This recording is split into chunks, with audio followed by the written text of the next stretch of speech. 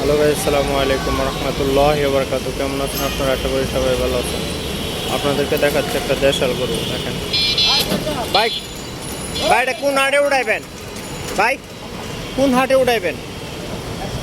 100 ফিটে একবার বাইরে হইলে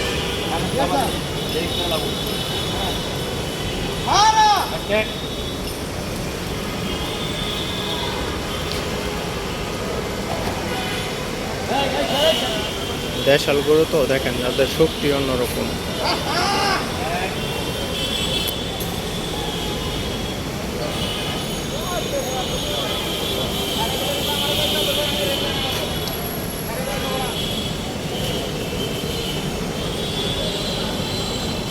একশো ফিটেও নিয়ে যাচ্ছে।